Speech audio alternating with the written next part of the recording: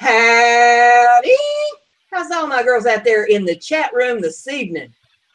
I hope that you're all out there and healthy and doing good and crafting your little hearts out and ready to learn a little bit here this evening. I'm going to try to teach you something, even if it's wrong. We're missing our Miss Michelle this evening.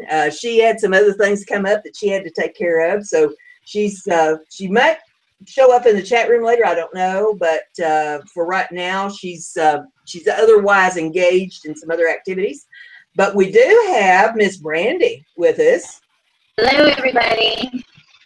And I'd like to say hey to everybody out there in the chat room. We got Tanya, we got Kiki, we've got Melissa and Joyce and Amberly and Lisa.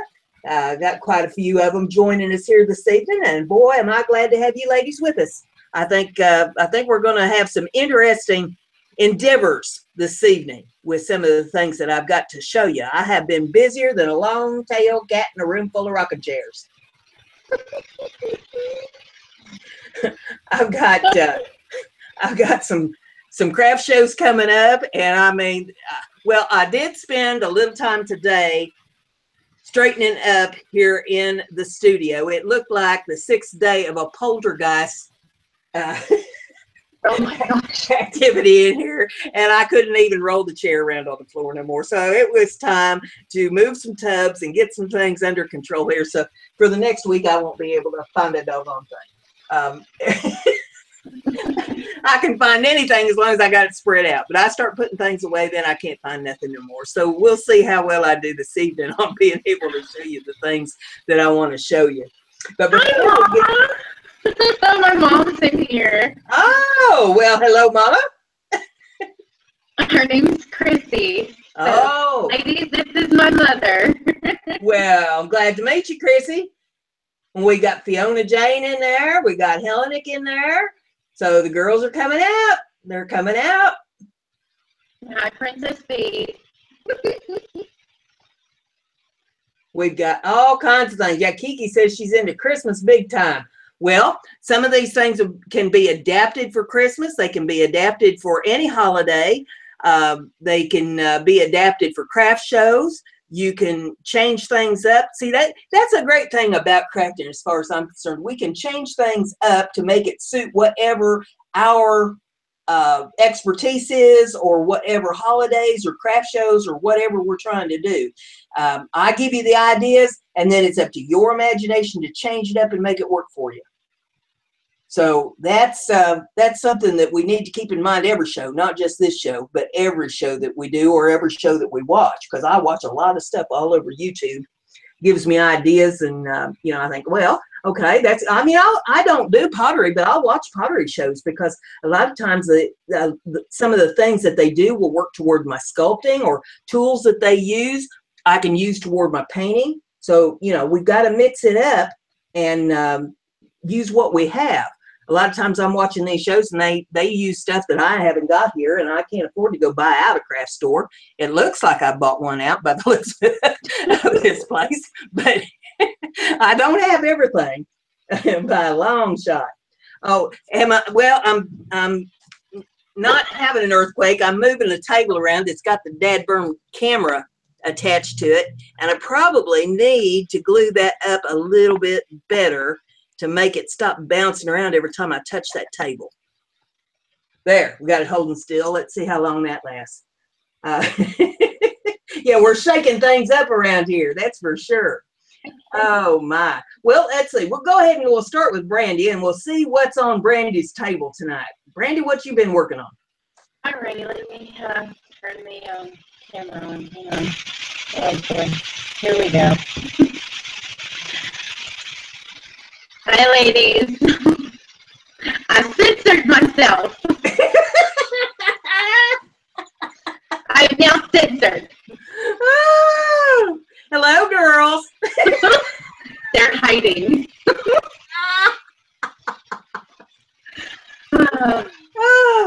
Brandy, is it cold in there? I would not know. I don't have the air on right now, so. You know what? The hell with censoring. Y'all know they're there. Y'all know they're there. They're there. Oh, well. Okay. So, what I've been working on this week, I'm actually getting ready to do a craft show next month. Thank you, Kiki. You're funny, hardy heart. I have been working on these really neat, and sorry, just give me a second. This is just an example piece. This is one I made for me to make sure it would look right. But it's actually a canvas. It is a 2x2 canvas, and I'm working on a couple of them, and they're going to be necklaces. Yeah, Melissa, we have worked on the audio for this. That's why I've got earbuds in. I don't know what that crazy noise is, but I'm trying. I don't know. It might be just because it's a laptop and it's not separated. But I'm going to take also these, thanks to Melissa, 70 Acres, and Brenda for giving me the courage to do these. These are also going to be necklaces coming up. I haven't got the eyelets attached to them yet, but they're getting ready to get the varnish on. I did what you said, Brenda. I used cornstarch, and it was able to get off the silicone that was excess. So there's those that I've been working on. And this I actually just finished not too long ago. You can see the whole thing. Let me fly back a little bit. Is that better? Yeah, that's pretty. Thank you. And this just goes to show that you can stitch on paper. That is hand stitching on paper using a small, tiny single fold punch. And I stitched all this little embroidery thread on each little heart. And this is a crackle stencil, and then I just used some primitive colors. And then on the bottom here, I put a primitive home. And it's actually... that's neat. It's 3D, so each piece is corrugated parts. They all stand out. That is neat. So that's that. And then I got one more for you that I've been working on. I just finished this one the day before yesterday, and I'm so excited. This is for me. This is going to be my husband's workpiece. But I just finished her. This is actually a doily, and I took an embroidery hoop. And this is one of the metal ones. You get this in the floral section. Don't go to the embroidery or sewing section to get these. Go to the floral section. They're just silver round hoops, and you can get them in multiple different sizes. But I had this little doily lying around, and so I wrapped the hoop itself with fabric, and then I took some embroidery thread, and I tea-stained every bit of this, and attached it to the hoop, so it would stay nice and snug in there now. It's not going anywhere. And then I just took the bottom, and here's some little tattered pieces. I don't know if you can see them really good. Hopefully you can. There's different colors. There's some straight up whites. There's some tea stains. I've got some florals in there, and a couple of pinks. And then they're nice and shabby and long, and I sprayed them real well. So that's my piece for the week. This is for me. That's very pretty. Thank you. Everybody wants to call it a dream catcher. I'm like, oh, it's technically a doily holder. Next time I'll just hang it on my chest and wear it as a necklace. But that's all I got for now. Well, you've been almost as busy as me.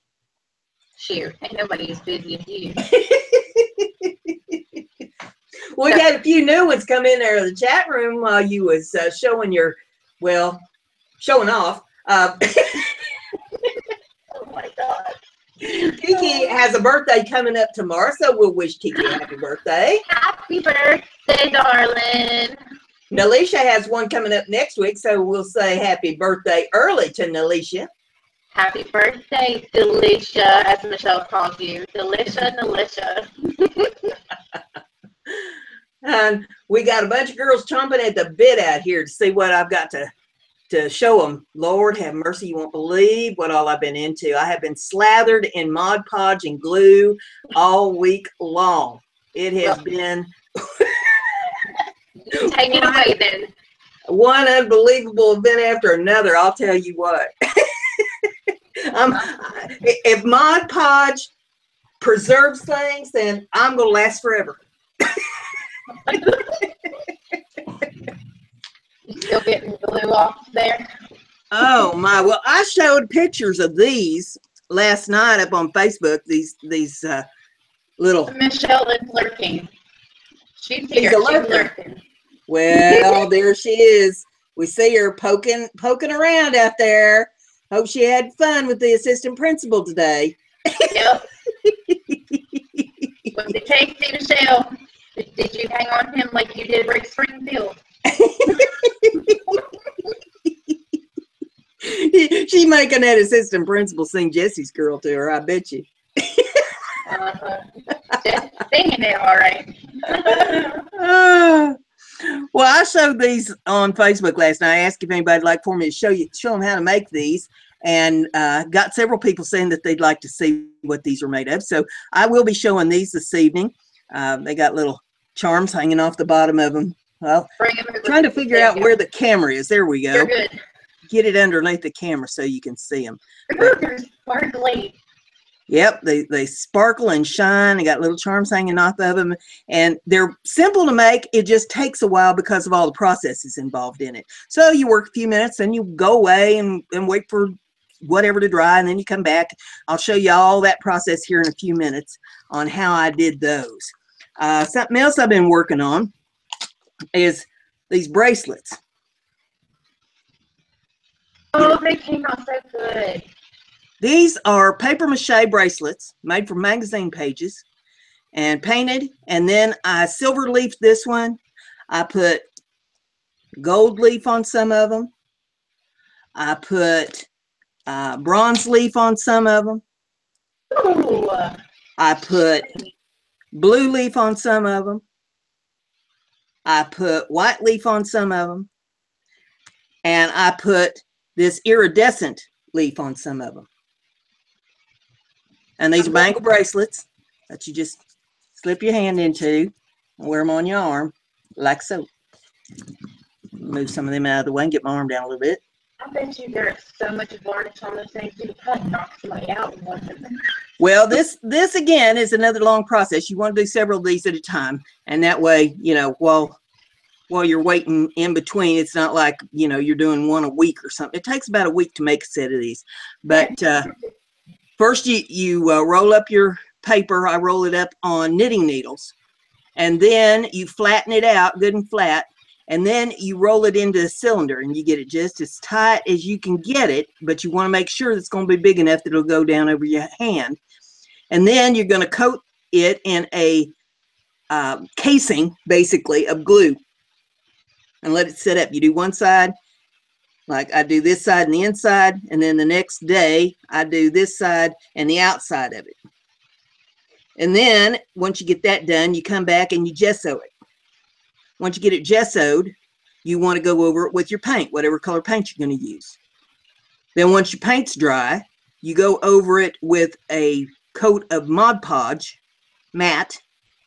Then you go over it with your whatever leaf you're using on it. Then after that's dry, you go over it with I use the Mod Podge hard coat on the outside of it. And I mean, I told you knock somebody out. See?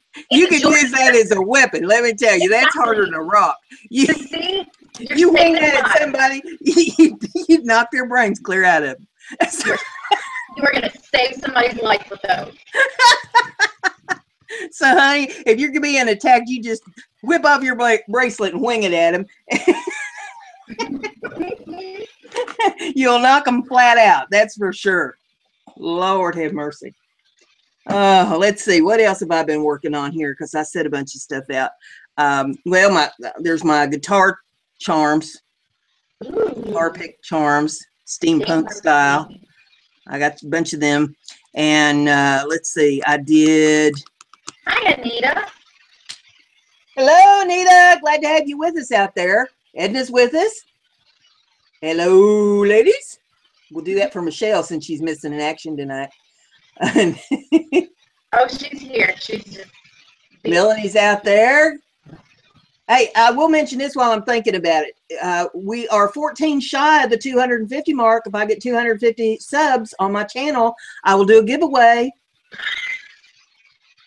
I got something really neat that I'm going to give away. So, you know, y'all need to help me get subs here. Go to Talking It Up on your channel. Share the video with people. Get this out there so that we get the subs. Since we get the subs, then we'll do the giveaway. Now, I don't know how many of you are from the 50s and 60s, but you may remember these. This alligator clip. In your hair. Don't you put those in your hair? Yeah, you can put it in your hair. See, Sure. we will. You got an alligator clip, and I put some feathers. I put a little string of leather there on it, and I put some pony beads on it. But these little alligator clips are cool. You hang them on your rear view mirror. You can clip them on your purse, among other things that we won't discuss on the channel. I was waiting for it. I knew somebody would put that up there. But yeah, if you're from the 50s and 60s, you know what these are for. I made up a bunch of those to take to the craft show. And let's see, what else? Do I have anything else there in my little poke? I don't think I brought anything else up here. I think most of it is downstairs packed up to go to the show. Of course, there's my soap. There's the oils. There's some woven scarves. There's my little paintings that I do. All kinds of jewelry. Lord have mercy. I got jewelry out the kazoo that I'm taking. I've got enough stuff probably for 50 craft shows. But before we get started making stuff, I wanted to talk about craft shows a little bit. How many of you out there in the chat room are going to be doing craft shows this fall? We'll let you type it up there. I'll be watching the chat here to see who all's going to be doing shows. I've got one coming up next weekend, and it is right here in Portland, Indiana. It is the Historical Society puts it on at the museum in Portland, Indiana. And it's a 2-day event. So I will basically be missing in action Friday, Saturday, and Sunday, because Friday I set up. Saturday and Sunday's the show. Monday I will probably be passed out from doing the show. So if I'm missing in action, that's probably why, because I've been craft showed to death. But that's the one I got coming up this month. Next month I got one coming up in Farmland, Indiana at a church. It's a 1-day event. Put on by the youth club, I guess it's called, and I don't remember the name of the church offhand. You know, it's all I know is it's the 14th day of October, and I will be in Farmland at a church on Main Street. So Farmland's not that big. If you go to Farmland, you're bound to run into the craft show on the 14th of October. Then the first Saturday in November, I will be doing the Swiss Heritage Festival in Bern, Indiana, which is about 45 minutes south of Fort Wayne, Indiana on 27. And it is at the high school, which is right off of 27, just south of town. And it is a 1-day event, I believe it is. Set up on Friday, do the show on Saturday, come home Saturday night. As well as I remember, I did it last year. I think it was just 1 day. So I'm trying to get all geared up for these craft shows so that I have plenty of stuff to take. I don't think we've had anybody come in that says that they are doing craft shows. Hey, Jay, glad to see you out there, Birdie. Jay Grady, meet all the girls in the chat. And everybody meet Jay Grady. She's a good friend of mine. She lives down there not too far from Brandy. Oh, hi, darling. I've heard lots of good things about you. Glad that she could check in this evening. Melanie said that she has 2 that she's doing with a friend, one in November and one in December. Okay. All right. Well, I'll tell you, I thought that I would bring this up and discuss it here because I didn't think that there was too many of you that was doing craft shows. I know I haven't seen a whole lot of discussion about it over on Facebook or heard anything from any of the other channels about y'all girls doing craft shows. Look, if you're doing crafts, you need to at least do one-day show, at least. Get your stuff together and go do a craft show. Usually the one-day craft shows don't cost more than 10 or 20 bucks to go. You need to get signed up ahead of time because a lot of these small shows are in a small venue, so they don't have a lot of room. And if you get signed up early, then you can get into the show. If you don't know how to find shows, I'll explain a little bit about that to you. Your best bet is the town you live in or close to, or any of the other small towns around you, call the Chamber of Commerce for that town. Ask them about bazaars and craft shows in the area and who to contact. And if they're having any shows, and most every town has at least one craft show, get in touch with them and find out how much it costs to set up. What is included? That's one of the things that you want to find out. What is included? Some of them provide a tent if it's an outside event. Some of them provide tables. Some of them provide chairs. So you need to find out what is included so you'll know what you need to bring. Because if there's no table, there's no chairs, you're going to want to have a folding table and at least one chair. It's always nice to take 2 chairs if you can, and that way if somebody else comes by that can help watch your booth for you for a few minutes while you go to the bathroom or go get something to eat, you have a place, you know, for them to park their stuff and sit down there. It's also a good place for you to park some of your things while you're tending to customers or that sort of thing. It's not highly necessary, but it's helpful. You're going to need table covers. Whether they're providing the table or you're providing the table, you're going to need some kind of a cloth to go over your table. You know, I'm sitting here making a list, right? Well, that's good. Anybody that's going to do shows needs to be making a list and checking it twice, just like Santa Claus. But your tablecloth should, in the front of your table, come all the way to the ground, because if you stick boxes or tubs or whatever underneath your table for your product that you've unpacked, you don't want people seeing that as they pass your booth. So your tablecloth should come all the way down to the ground, come over top of your table, and then partially over the back side of it.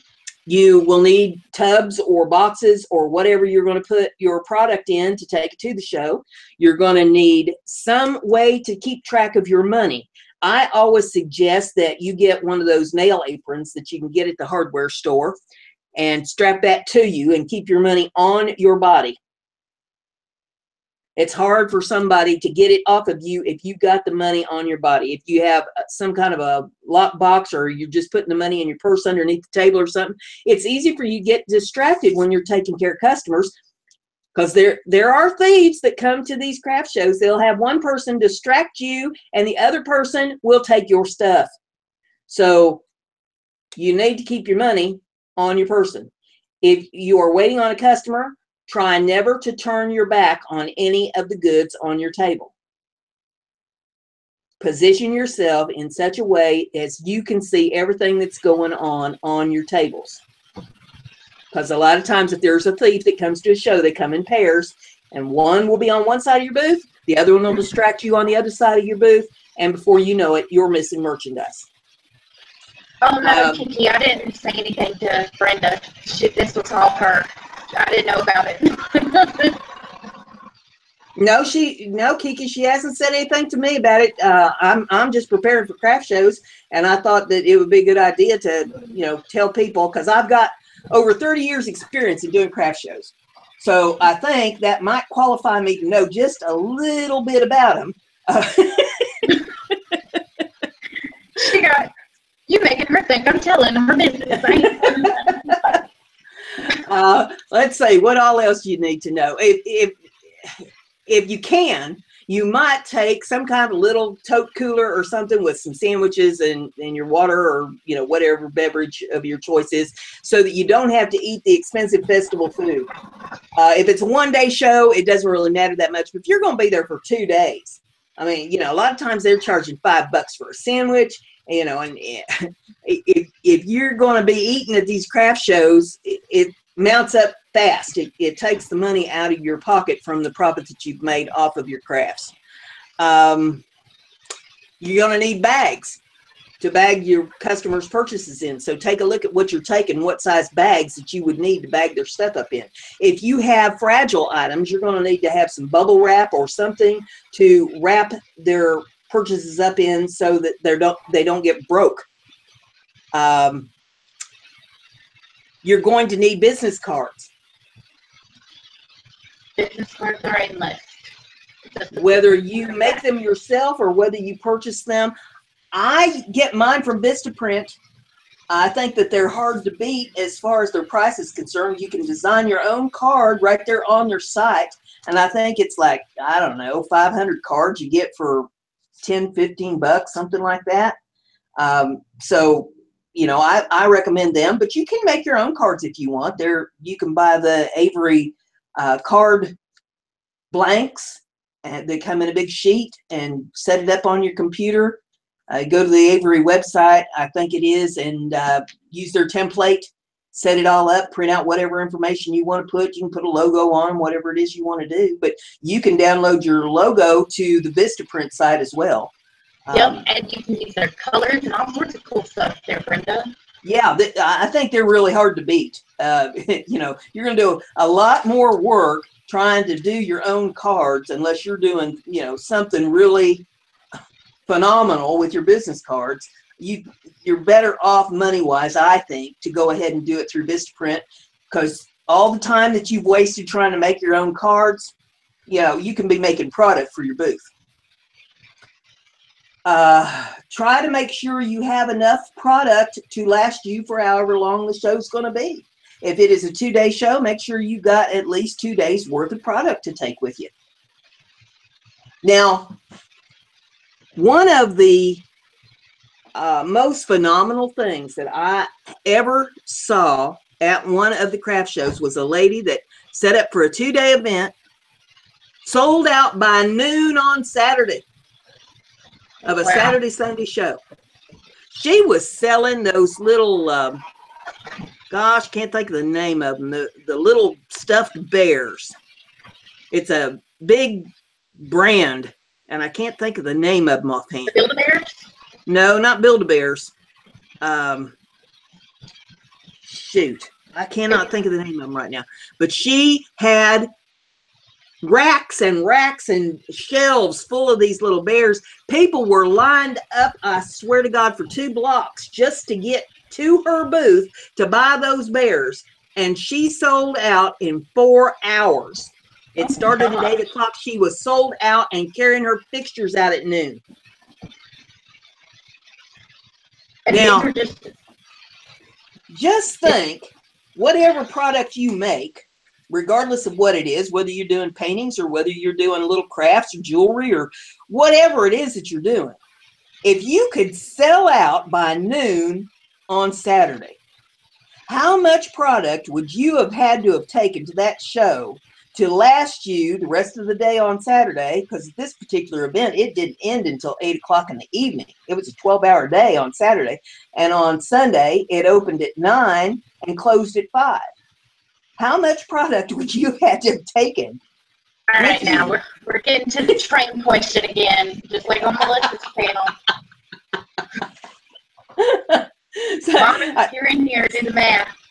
See, and this one is one that I can't answer for you, because only you know what product you have and how much of it you would have to last you approximately 4 times as long. You'd have to have basically 4 times the product. Now, I'm not telling you, whatever you have, if you've got $5,000 worth of product sitting there, if you could sell it out by noon, I say sell it out by noon, take the money and run like a scalded dog.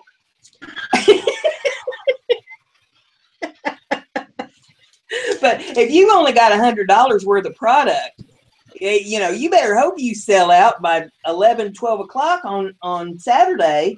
And, you know, you're going to wish that you'd taken $500, $600 worth of product with you to last you over the weekend. You know, so I'm just saying, you know, if you're going to spend your money to set up at the show, and take your time, you know, you got materials involved in this. You got your table, you got your chair, you got your table covers, you got whatever totes and stuff that you have to take it in. Depending upon what you're taking, depends on what kind of fixtures you have to show off your product. You don't want to go and just have everything laying flat on a table.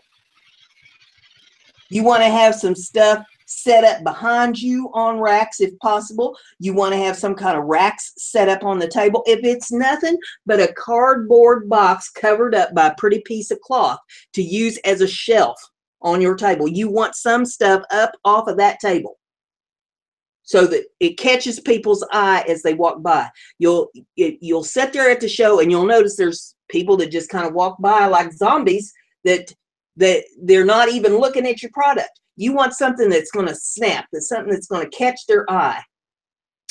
How much change do you take with you? Well, and there's another question. Do you have someone to go with you to help you? No, I do not. It's all me. I wish I had somebody go and help me tote some of this stuff, but nope, it's just me. I'm all on my own. I don't have any family anymore. And I've moved up here to Portland, and nobody seems to want to be very friendly up here. So I'm on my own. I do my own thing. How much change do you take with you?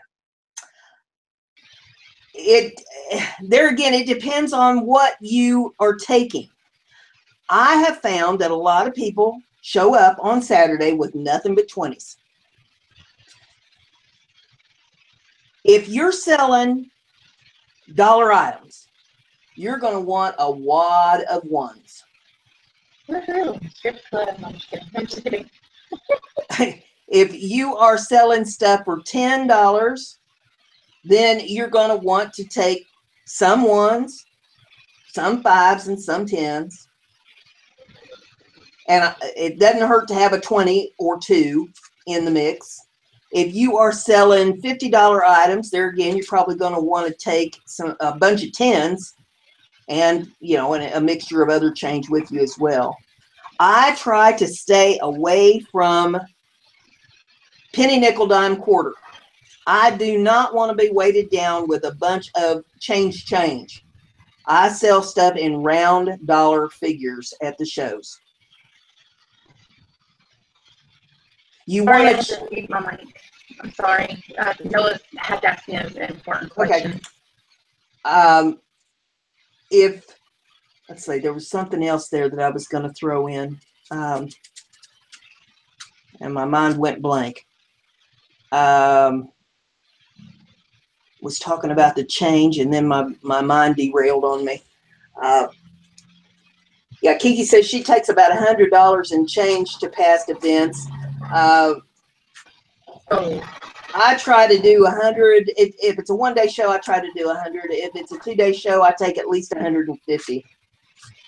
But if you're strapped for cash and you can't take but $10 or $20 with you, then take it in ones. And hope that there is a bank close, next to the venue, or an ATM, or generally ATMs spit out 20, so they're not usually a lot of help.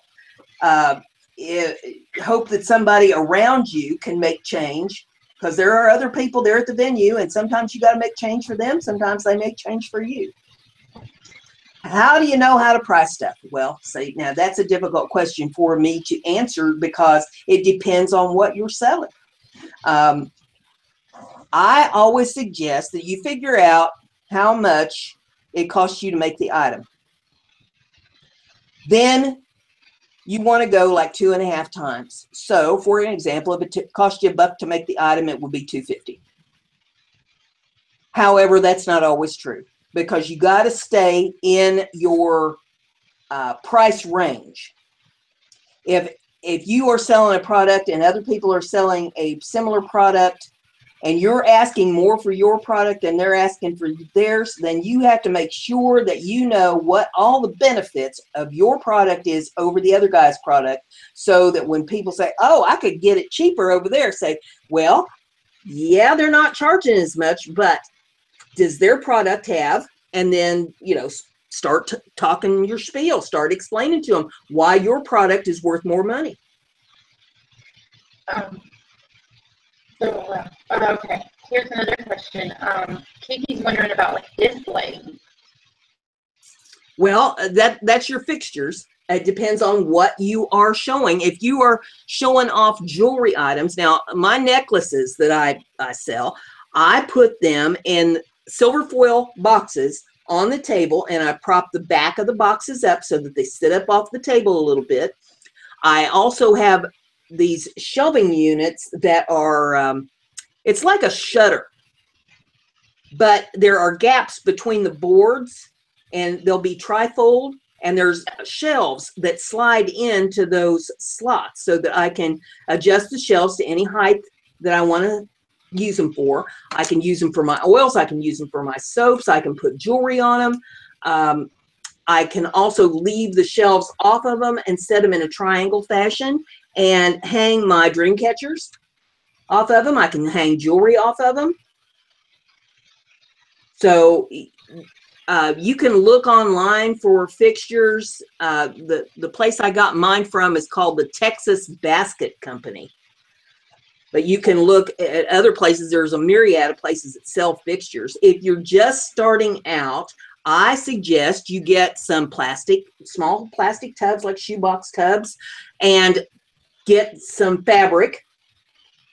And you can set those tubs on the table, put a piece of fabric draped over them, and use that as a shelf. You can even tote your stuff to the show in the plastic tub, empty it out on the table, turn the tub upside down, throw the fabric over top of it, and display your stuff on top of the tub. Put your extra stuff, you know, jewelry or, you know, whatever you're displaying behind the tub, and then as you sell stuff, you can set more stuff out. That's an awesome idea. Okay, you've got questions rolling in. Okay. Here's the next one. Let's see. Do you keep inventory? Tracy is wanting to know, do you keep inventory so you know how much you've made? I take a piece of paper with me, and I jot down on that piece of paper, you know, say somebody comes up and they buy 4 bars of soap and 2 bottles of oil, then I will write down on that piece of paper, I will put columns on it. Soap, oil, jewelry, you know, or soap, oil, necklaces, earrings, you know, whatever, across the top of the page. Then underneath that, I will mark down hash marks. So I know at the end of the day, okay, I've got 50 hash marks under soap. I sold 50 bars of soap. I've got 75 hash marks under oil. I sold 75 bottles of oil. I sold 6 necklaces. I sold 10 pair of earrings, you know, whatever it is. I'll know at the end of the day how many of each that I sold. If I have things of varying price, then I will usually, after a sale, just write down on another little sheet of paper, you know, this sale was $26, that sale was $40, that sale was $16, you know, whatever it is. I just keep a running tally of how much money I took in off the sale. Okay, so that's a good idea. Let's see.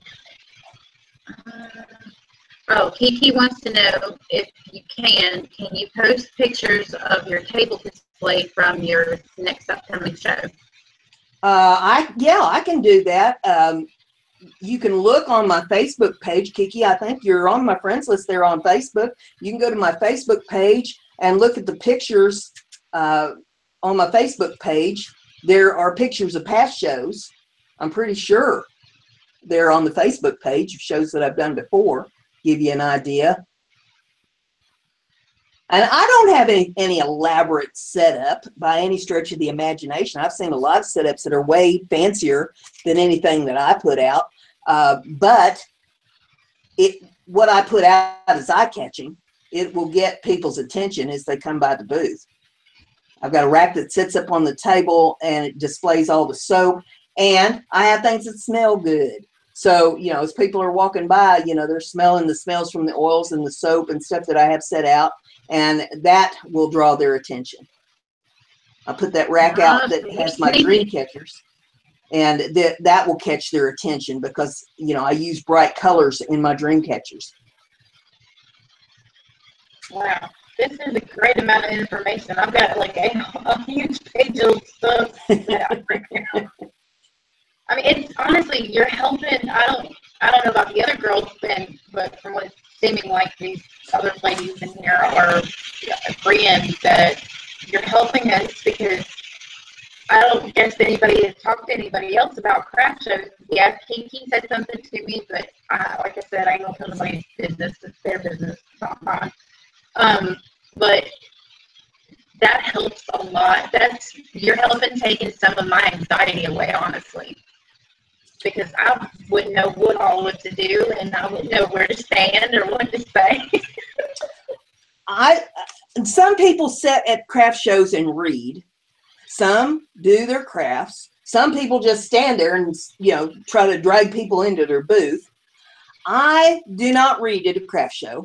I will try to busy myself in some kind of a craft that's going to make them ask questions or come up to see what I'm doing. If people come into your booth, greet them. Say hello to them. Hey, you having a good time at the show? Can I answer any questions for you on any of this? Have you ever tried homemade soap?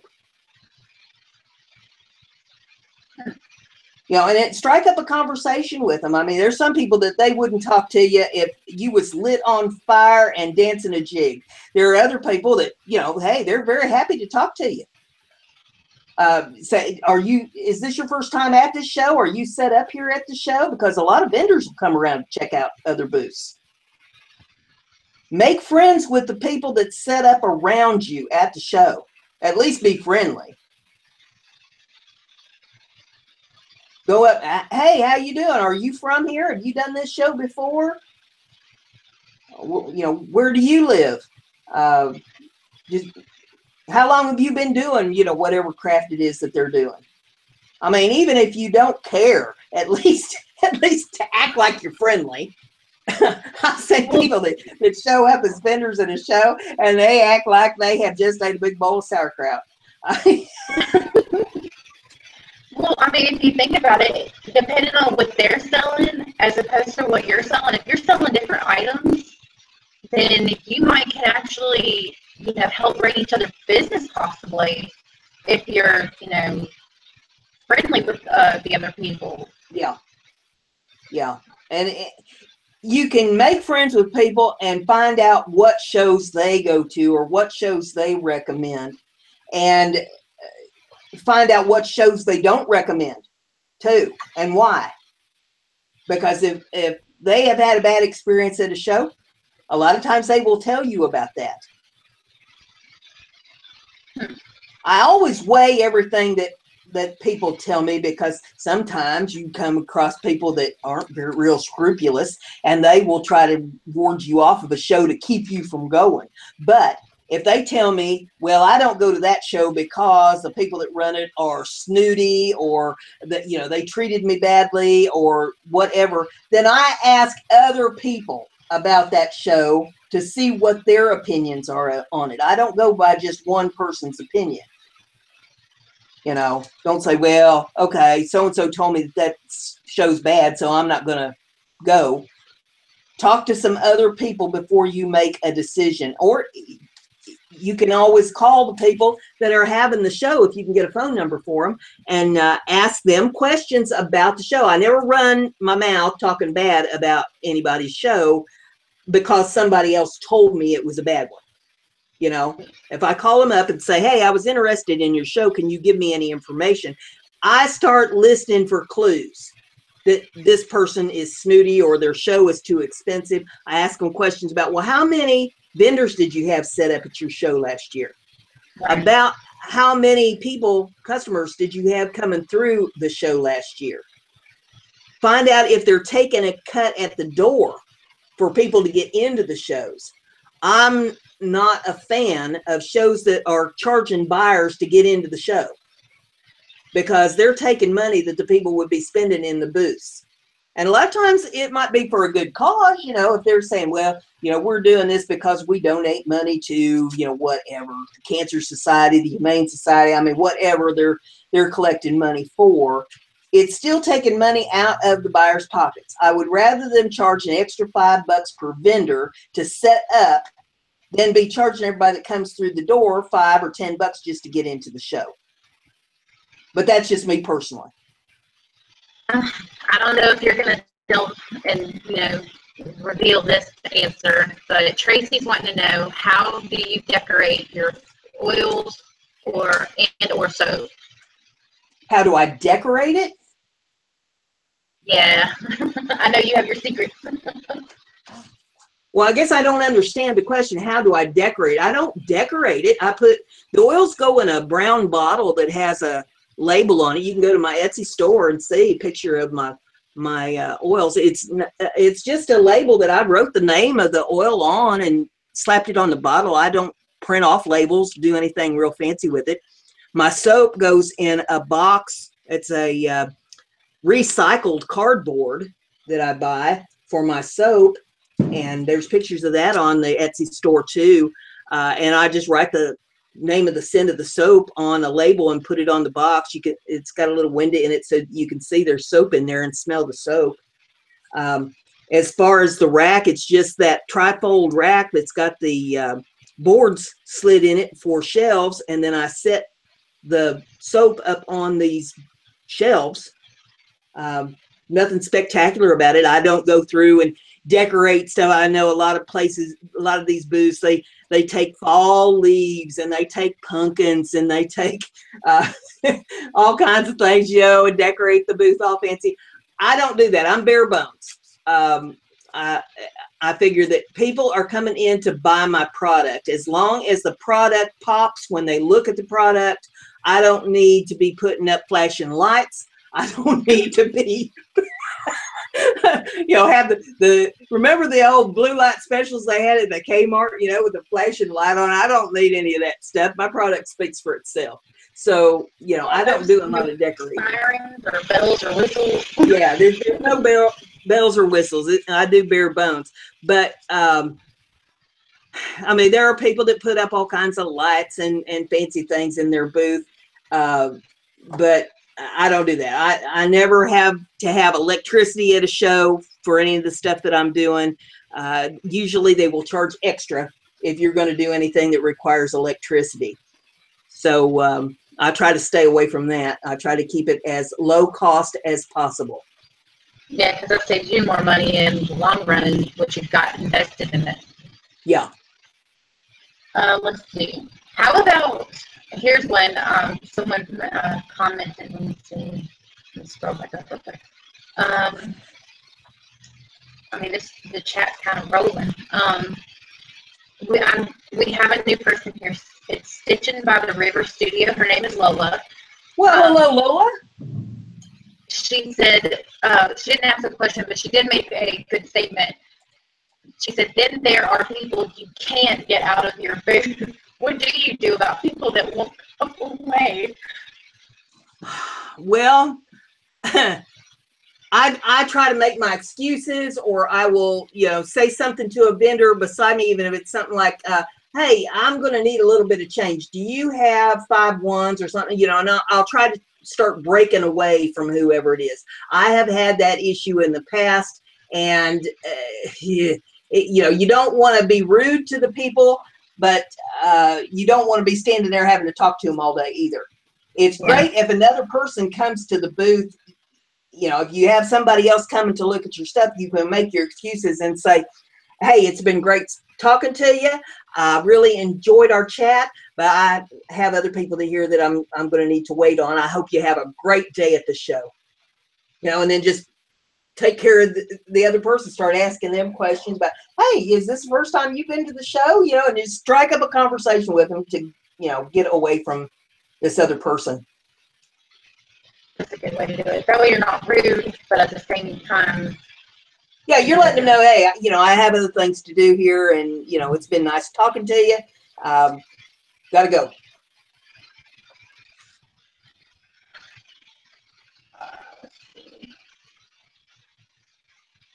Fiona said no red light specials, huh? No, no red light special. No, we don't do any red light specials. Now, I have been known on rare occasions to lower my prices on the second day of the show if I have an abundance of product that I just don't want to have to pack up to bring back home. I don't do that very often. But there have been times where, you know, if even if the show has been going really well, if I've got an abundance of product there, I may lower prices a little bit. Let's take an example. Okay. I sell soap for $3 a bar. 4 bars are $10. So I'm giving them a discount if they buy 4 bars. You will inevitably have somebody come up and say, what would you charge me if I buy 2 bars of soap? Wanting a deal on 2 bars. I tell them the soap is $3 a bar. 2 bars would be $6. 3 bars are $9. If you buy 4 bars, I'll give you a $2 discount. That's the best I can do because I'm not making a whole lot of money on the soap. The supplies it takes to make the soap are expensive because you got all the supplies it takes to make the soap, and then you got the packaging, then you got your time involved in making it and going to the show. You've got the expense of your fixtures and stuff involved to set the stuff up. You've got the money that you paid to do the show. People do not take this into consideration when they are a customer at a craft show, how much money and time you have involved in making your product. Yeah. So, I mean, only you can be the judge what kind of deals you're willing to give somebody, but you better keep in mind you cannot give this stuff away. If you're making it, you need to be making some money on it.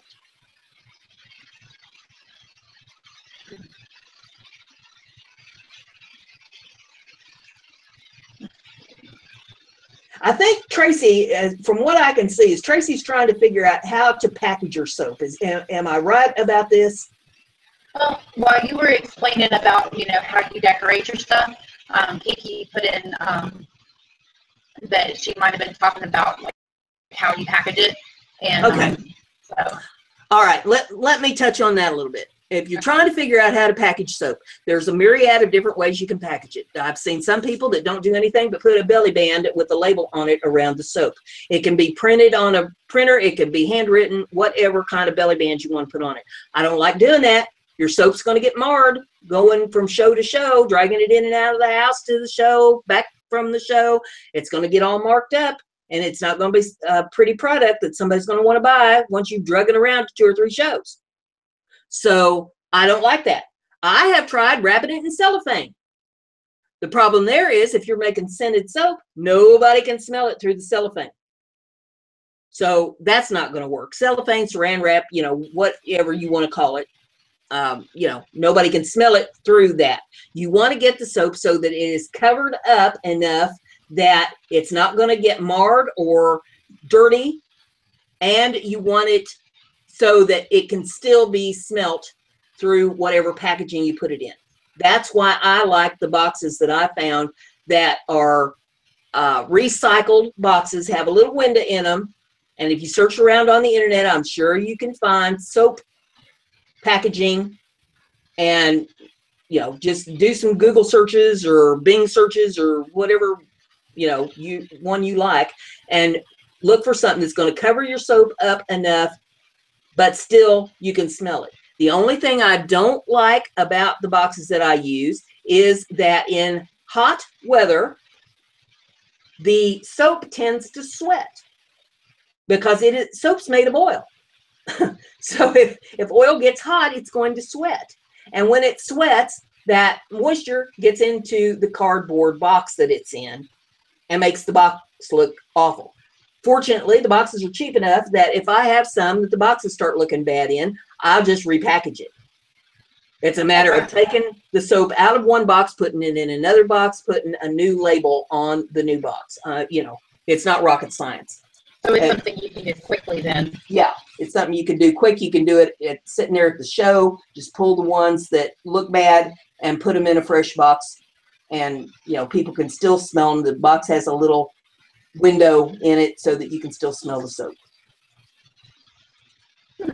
But only you can be the judge of what works for you. I've seen some people that they just wrap their soap up in a log and they bring it to the show and they cut it right there. They'll have maybe 3 bars laying on a plate with the rest of the log behind it, and they cut it and wrap it up and package it in a bag, you know, for the customer to take with them right there. So if that works for you, do it that way.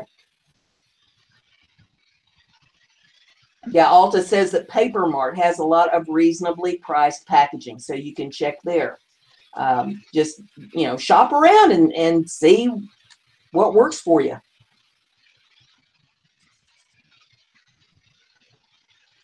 Lynn popped in from Melissa. I see her on Melissa's show all the time. Hey, Lynn. We're talking about craft shows and how to get ready for all these craft shows. And I'll tell you something, ladies, if you want to do a craft show, tomorrow, put it on your schedule. Tomorrow, call some Chamber of Commerce's and get the information and call these people and start getting your shows lined up. Because really, I mean, you think about it, here we are. This is, you know, past the middle of September right now. October, November, December, 3 months, we are staring at Christmas. So you don't have much time to get your act together if you're going to be doing craft shows. You're going to have to move.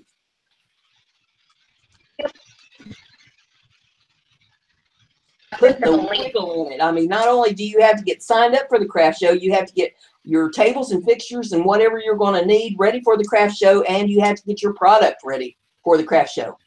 So, you know, now is the time to get a wiggle in it. Yeah, Lynn says she's got 3 booked. I do too. There's a 4th one I could do. It's the first weekend of December, but I don't think I'm going to. It's going to be a little bitty one, and I just don't think it would be worth the time and effort that it's going to take to do it. And I got 3 before that, so, you know, I think I'm just going to do the 3 that I've got. If I had help, then, you know, I might think about doing that one. But when I'm doing all this by myself with no help, you know, I think 3's enough. I do one in the spring, so enough is enough. How much money do you put in supplies? Well, depends on what you're making. I mean, and when you're saying supplies, what's going on in my head is I'm thinking supplies to make your stuff that you're selling. I mean, you got to decide on how many you're going, you know, what are you making? How many are you going to make for that show? And what is your budget to be able to make that product?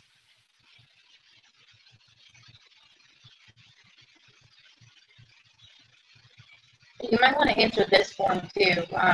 Like, 'cause you know, I've asked you this before. What are the types of shows that are good for going to as far as selling craft shows? Well, that's a good question. Your bigger venues are going to charge you more money to set up. There's one craft show that I used to do all the time, and it had around 500 to 700 vendors set up at that show, and they would rent you a 10 by 10 space for 2 days, and it was they started out, it was about $50 a space, I think it was. And then it got up to like $75 for a space, and they were cutting down on the size of the space. Every year you go and your space would be a little bit smaller. Finally, the last year that I did it, the space was down to like an 8 by 8. Well, heck, by the time you set your table and your chair in there, you hardly have any room for your product. And they got to $75 for you to set up. And I mean, it was just absolutely ridiculous. So, you know, I said, no, I can't afford to do this. And this is one I had to travel to. It was within a drive from home, but still, it took me an hour to get down there, an hour to get back, an hour on Saturday, you know, because I set up on Friday. So an hour down on Saturday, an hour back Saturday night, Sunday, an hour down. and an hour back. That's 6 hours just on the road, plus the money it costs to set up. And you couldn't put enough stuff in the booth to make it worth your while to sell. And then you add the inclement weather and stuff to worry about, because it was a building that had a roof on it, but no walls on the sides. So if it rained, it was going to rain right in on you. And I was on a corner spot. So no matter which way the rain was coming from, I was going to get wet, and my product was going to get wet. Or I had to tarp my corner of the building, and that was a bunch of work. And I'm old. You can't go up and down a ladder anymore with the arthritis and bad knees and all that. So it just got to be too much. I said, no, I can't pay that kind of money. And it was like 2 tanks of gas, because I drive a 1-ton hog that can pass anything but a gas station. And I'm like, I can't put that money into the booth, and all the time, and the traveling, the wear and tear, the gasoline, the mileage. No, I can't do that anymore. So I stopped doing that show. So only you can decide whether it is worth your while to do a show or not. Some shows will only charge $20 or $25. And most of those are one-day shows.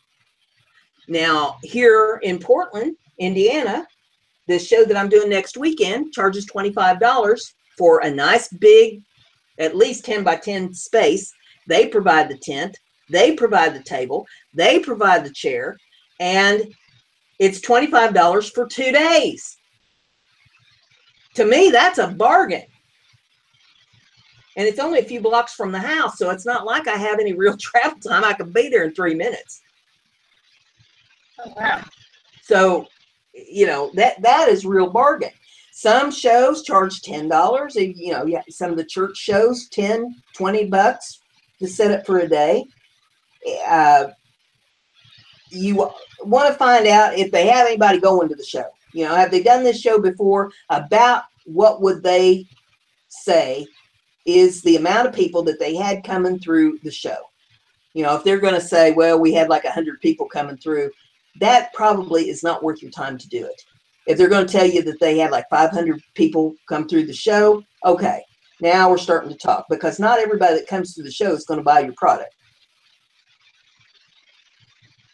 Unless you threaten them. No, I'm just kidding. Don't threaten nobody. You're so sweet, Tracy. Thank you. She said that, don't thank me. Thank Brenda. Brenda has been doing this for a long time, so she knows all about this craft show stuff. I came to her and asked her about this, because this is going to be my first craft show, and I am nervous. Oh my gosh, I'm just nervous. And so well, she's trying to help me. The thing of it is, the only thing you're going to be nervous about really is that, well, 2 things. One, you've never done a craft show before, and you're not sure how to set up for it. So if you got somebody that's telling you, okay, this is what you're going to need, and you're always going to get there and not have something, I mean, I've gone to a craft show and not had a doggone pen to write with. I mean, how stupid is that? You're always going to do a show where you forgot something.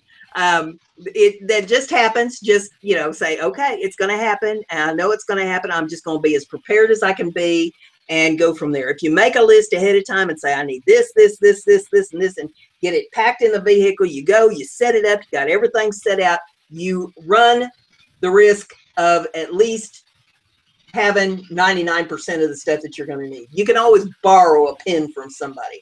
I mean, if you get there and you forgot the change, now that is an issue. Or if you forgot the table you're going to set the stuff up on, that's a problem. Some places provide that stuff, which is also cool. You pay a little bit more of a price, but you get some of the stuff you need at the same time. Yeah. I mean, if they're charging $5 for the table, I'll pay them $5 for the table. It keeps me from having to lug them, because you get there, the table's already set up. You just have to throw the tablecloth on it, set your fixtures up, put your product out, and you're done. I'll give them $5 for use of the table. Now, as far as like keeping your mess, she told me to show my cleavage.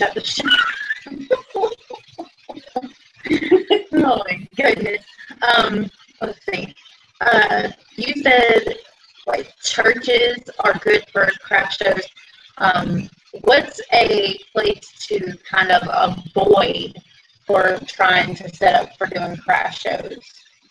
Well, I don't know of any really to avoid. I haven't really run across any to avoid. If the show has a bad reputation, that would be something. I always try to find out, do they have food provided for people? Because if they're not providing any food at the venue, and I haven't run across any shows recently that don't provide some type of concessions. You know, people get in there, they get hungry, they get thirsty, they will leave the show to go get something to eat or drink. And a lot of times they don't come back.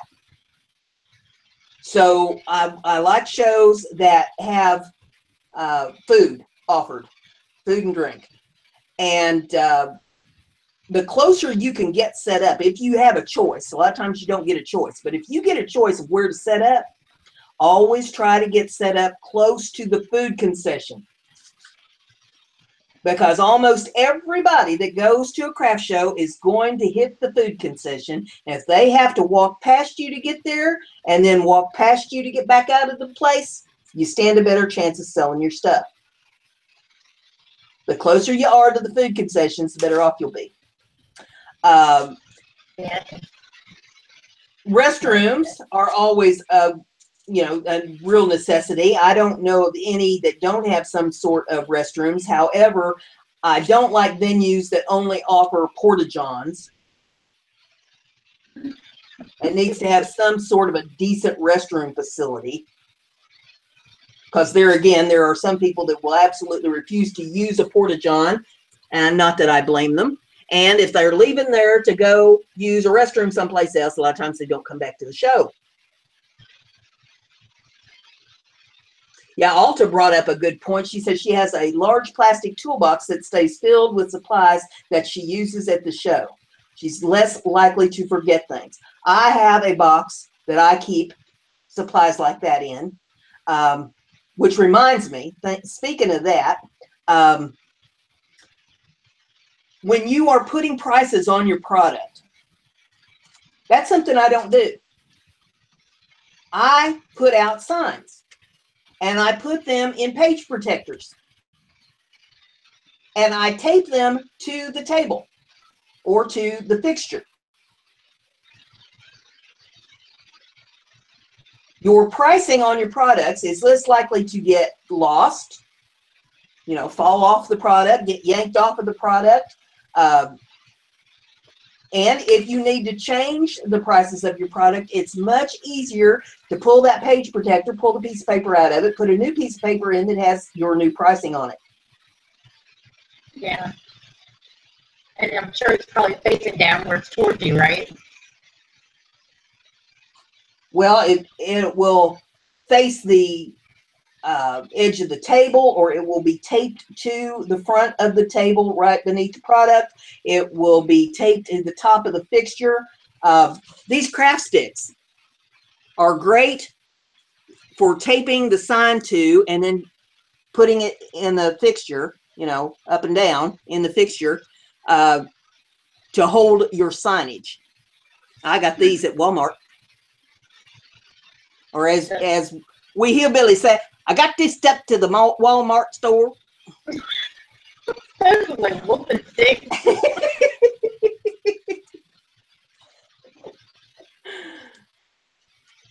So, that's, just another little add. Paint sticks will work too. You can go past the paint department at Walmart and get them free.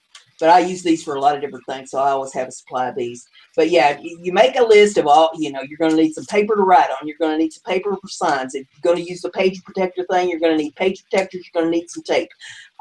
You're going to need Sharpie marker for putting your prices on the piece of paper that you're going to put in the sleeve in the page protector.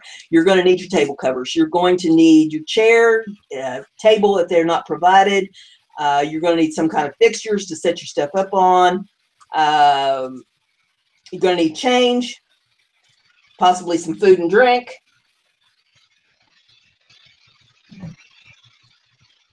Especially So, if you're a diabetic and you're going to be out there for a while. Make sure you take your health into consideration. yeah. Take something to work on so that you're not sitting there for, however long the show is, 8 hours, 9, 12 hours, however long it is, sitting there, twiddling your thumbs the whole time. Take you a project or something to work on.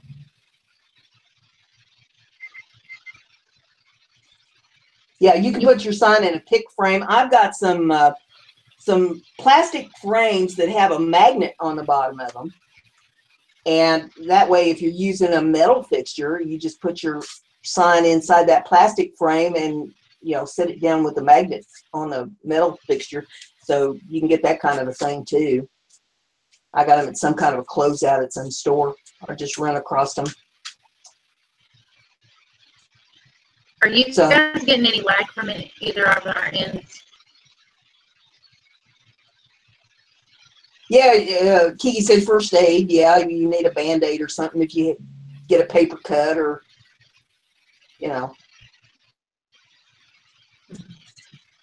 bloody nose as a customer smacks you. Oh my God.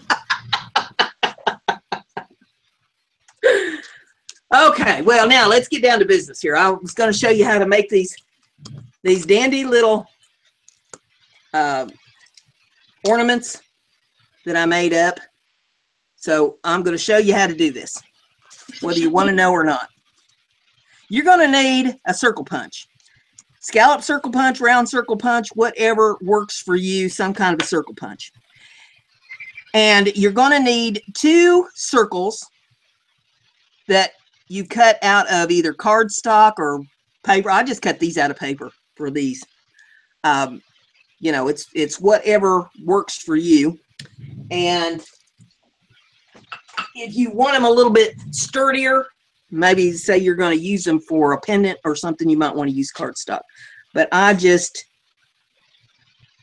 use paper for these. And you put a little glue on there. Then we're going to finger paint with the glue. Now, if you're prissy, like Michelle, you might want to use a paintbrush, but I have no problem putting my finger in the glue. And you push it all the way to the sides. Make sure you get it clear to the edges on there, because you want the whole thing glued. Then you take the other one and you're going to pop it right down on there. Make sure you get the edges even on it so that it just looks like one circle. Then I take something and burnish it down and get it nice and flat. Then I let that dry. Okay. Now, I've got another one here. We're going to do this in succession. Another one here where I glued the 2 pieces together. You got a back and you got a front. Now, if you happen to have one where the back has a pattern to it that you want facing a particular direction, now is the time you want to pay attention to that. Because this one, the front on it has this lady. Obviously, when I get done with this, I want her facing head up on my ornament. She's going to have a bail up here for the ribbon and a bail at the bottom to put the charms on. So if this had a pattern to it and I wanted a particular part of it at the top, I'd have to make sure that that part was facing the upper part where her head is. But if it's one like this where it really doesn't matter, it's not that big of a deal. I cut these out of scrapbook paper. You can cut them out of magazines. You can cut them out of wrapping paper, tissue paper, napkins, whatever you want to use as a picture for your little ornament. And again, I slather it with the glue, get it all the way to the edges good, because you want it glued down really, really well. And then I'll bring her over here and make sure you get the edges even on that. And I take my little stick and mash it out flat. And if she moves a little bit while it's wet, you can put her back.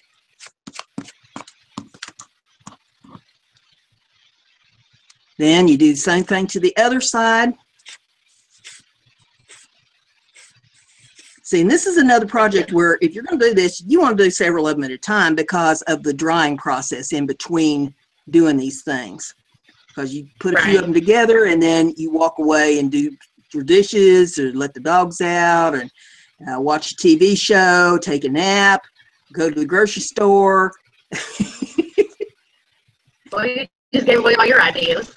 pack the van for a craft show, you know, whatever it is that you got to do. Hey, Grandma. And I burnish it down on that side as well. So we have it good and burnished down and all glued up. All right. Now, got one that is all glued up.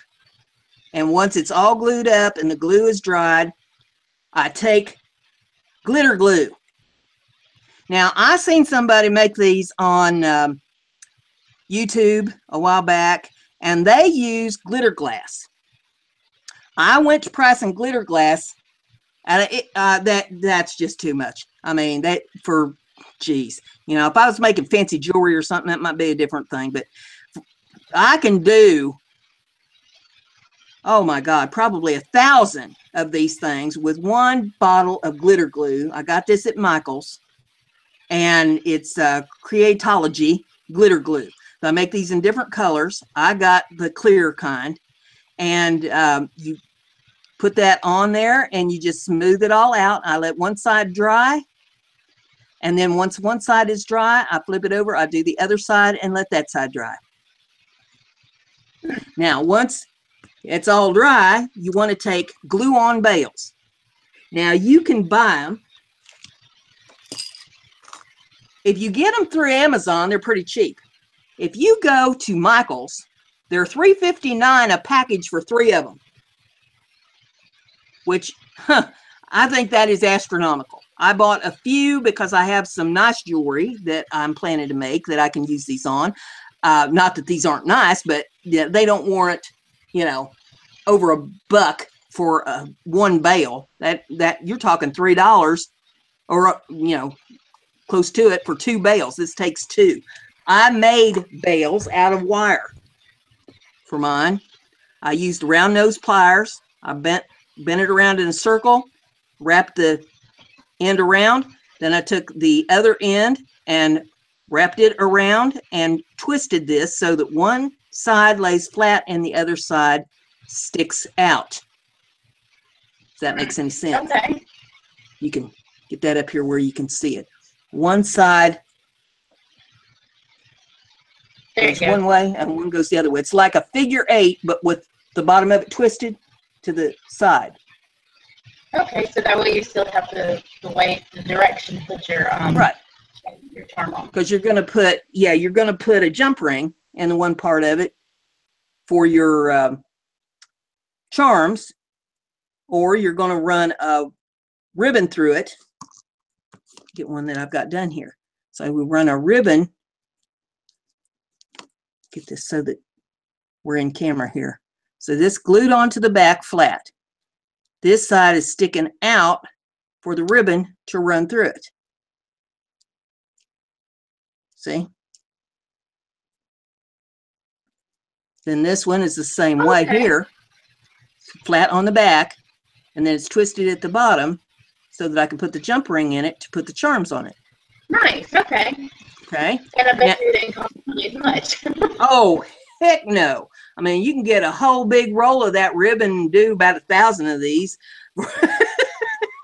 for the price it would take to do one. Now, before you glue them on, you want to say, where's the top and where's the bottom? And I use E6000. Just put a little dab of it on there, and then I lay that flat. Make sure it's mashed down good in that glue. I make sure that I've got it at the top where I want it. Then straight down from that, I just eyeball them. I don't put them on a measuring stick or nothing. I just eyeball them. Make sure that I've got this at the bottom. Run that into the glue.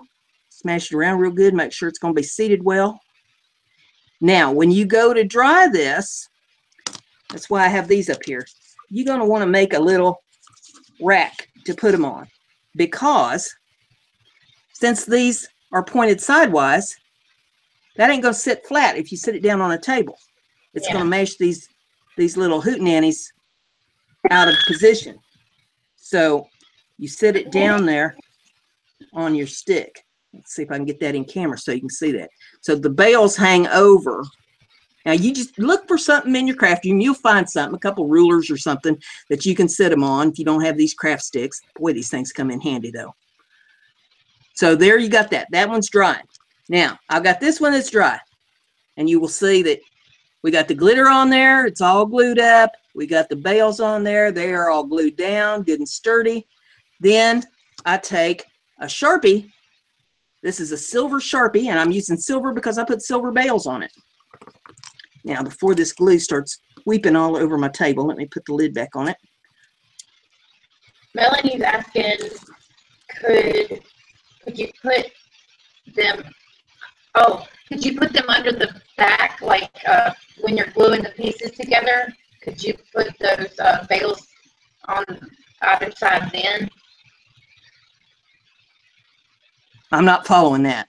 Can I put the bales on? Like, so they don't show on the back side of the charm? I'm guessing like when she was talking about like in between the pieces of paper. You probably could, but it's not, the paper won't lay flat if you do that. I thought about that, but the paper's not going to lay flat. And depending upon what kind you use, I mean, if you buy these fancy store-bought ones, you know, they're going to be fancy on the back. You know, that would be the reason, I guess, for using the store-bought ones. But Lord have mercy, that's awful expensive. You can buy them in bulk from Amazon. I did not have time to buy from Amazon right now because I'm getting ready for a craft show on Friday. I got to be setting up. So I got to get these things made now. You can buy them in bulk and they're less expensive. But, you know, if you're doing something, you need it now. I mean, you know, these are inexpensive. They make nice package decorations. If you want to put a longer ribbon on them, you could wear them as a pendant. You can hang them on your pocketbook. You could put them on a greeting card. I mean, there's all kinds of things that you can use these for, but I'm looking for inexpensive things that I can put out on the end of the table to help draw people into the booth. Yeah. You can use those wine charms. Yeah. If they see inexpensive things out on the end of the table that are a couple bucks, a buck, you know, $2 for $5, you know, little things like that out on the end of the table, then they have more of a tendency to come into the booth because they're not looking at stuff that's slapping them upside the head saying that, you know, $25 or $50 or, you know, if I'm going down through there and I'm on a limited budget on how much I can spend, if I see booths that right off the bat they're hitting me for $25, I'm not going in that booth. Oh gosh, man. Okay, so that's my point here. You want to get it so that it's affordable for people to purchase your product. Now, I bought this this silver Sharpie. I've got a gold one up here too, but I'm using silver because I'm putting silver bales on. And what you do is you just take this. Let's test that first and get it, you know, get it moving. It's huge. And you just take that right around the edge of your ornament there on the paper and just put a little edge down on it. Now, if you're using cardstock or something, you might need to go around the sides of it, you know, to cover up the cardstock on the side. Since I just use flat paper, they're not that thick, so I don't have much to cover up there. But I just go around front and back on the edges with this, and this dries so fast, it's not even funny.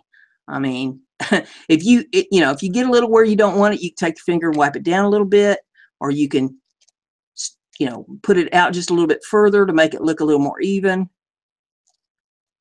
But I go around the edge. Then I flip it over on the back because I want the back to look finished too. And this is your painted bezel. And you know what those look like? You know, they look like those expensive tag clamps. Yeah. And it's just made out of paper and a little glue. Okay, so got that. Now, once I got it, here's another one that I need to do up. Once I got that done, I go over them with Dimensional Magic. And you can put the Dimensional Magic on it first, or you can put it on before you put the dimensional magic on, whichever way, you know, before or after you want to do it, because it's Sharpie. It ain't coming off there once you put it on. And do it on the back. The dimensional magic puts a glossy coat on it and makes it look dimensional. Try to get that in the camera so you can see it. It makes it look almost 3D, and it really makes the glitter stand out on them when you put that on there. Try to put it in a little. And the dimensional magic, that's by the Mod Podge, right? This is not the Mod Podge. This is Royal Coat that I used. But Mod Podge makes a dimensional magic as well. Is it cheaper than Glossy Accents? Because I know Glossy Accents ain't cheap. I don't know, because I've never used Glossy Accents. Let's see. I think I paid before, if I used without a coupon, it would have been like $11.99. I got this off of Amazon. So you can check the price on it on Amazon, but it's dimensional magic. What it says is it adds dimension and highlights. That's what it says on it. So I've got the dimensional magic on there and got it all shined up and looking pretty. Then once that dries, it takes 3 hours for that to dry. So you do one side, let it dry, come back and you do the other side. So it's a total of 6 hours just for the glossy accents. Okay. So then once I have that, let me clear some of this stuff out of my way here. Then I can put the charms and the ribbon on. And I picked out a couple charms here. I bead my own. Just went through my bead box and found some charms that I could use. And I got a jump ring, and I got a piece of ribbon, and I've got some pliers for the jump ring. So we take a pair of pliers, just in case anybody doesn't know how to do a jump ring. Jump ring is a round piece of wire. You can make your own jump rings if you have the right pliers and stuff to do it. There's a jump ring, and it is just a piece of wire that's bent in a circle, and it has a little opening in it. When you open a jump ring, you don't pull it apart. Get the pliers on there. You gently twist and open it up. Can you see that? Then make sure you got the bottom, because the charms go at the bottom, and you thread your ornament on there. Then you start threading your charms on there. This would be great if I could actually see what I was doing. One of these days I'll break down and actually get some glasses.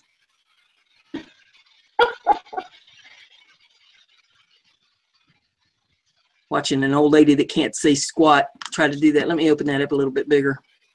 I'm trying to push an elephant through a mouse hole. And when I say elephant, I'm literally talking elephant. That's an elephant. Oh, it's cute.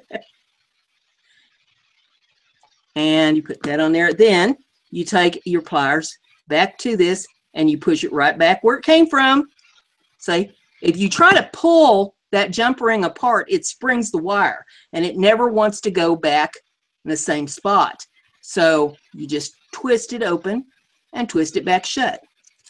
Okay. Then I take a piece of ribbon, and depending upon how long you want this to hang, I cut these about 8 inches, and I just tie a little overhand knot in the end of it.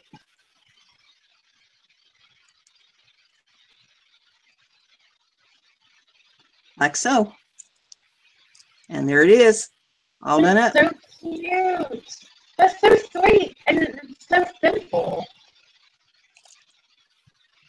I mean, you know, who wouldn't like to get a package with something like that on it? Exactly. I'll take 2.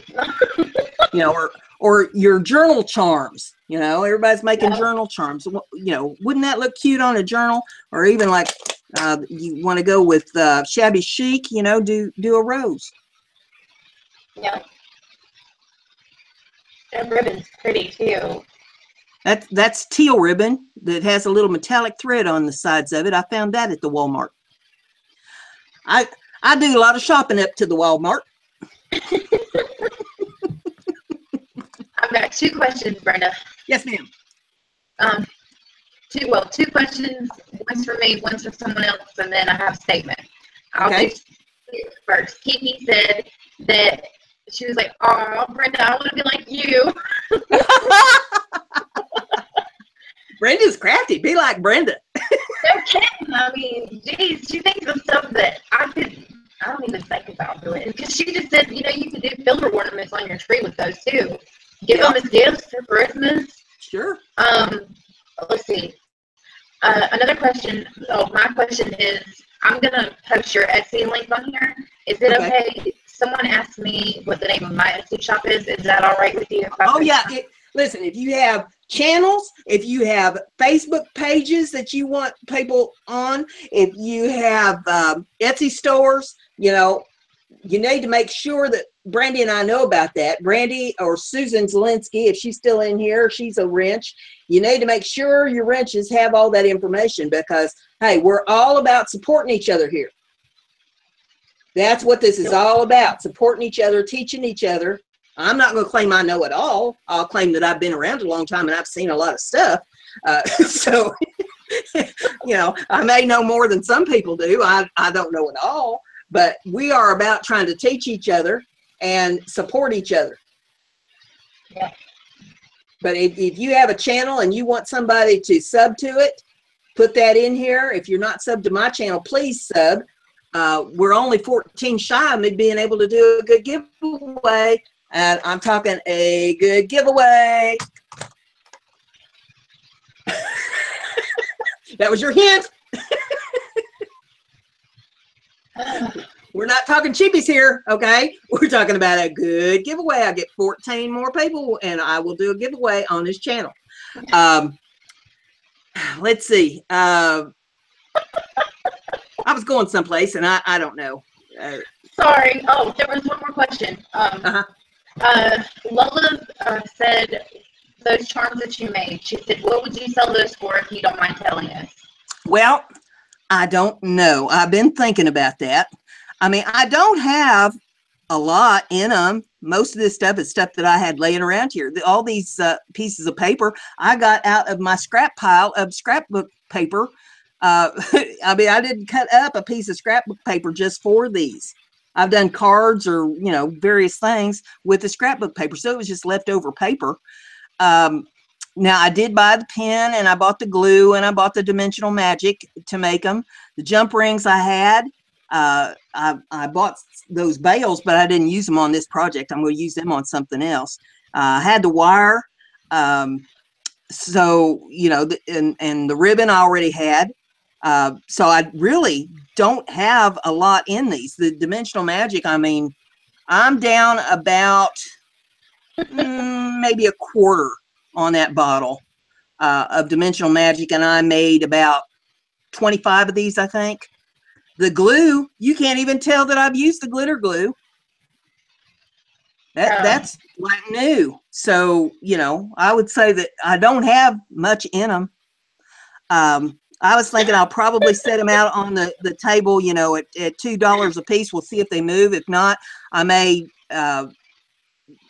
put them like 2 for $3, and then we'll see what they do. Melissa said she pimped you out earlier, and Kiki said she pimped you out too. That's good. That's good. We need everybody trying to promote it and, you know, get it going. Melissa, I will bring up. Melissa needs some subs on her channel. She's almost to 1,000 subs. She's going to do a real good giveaway on her channel when she hits 1,000. So everybody sub there to Melissa. Let's see if we can't get her up over 1,000. She was real close as of last night. Has anybody seen these? Well, no. Well, I have no idea what that is. It's a little pocketbook. I mean, you northern girls probably call this a purse. Hillbilly women, we call them pocketbooks, but it's a little pocketbook. And you know what that's made out of? Looks like beads and maybe one of those paperclip thingies.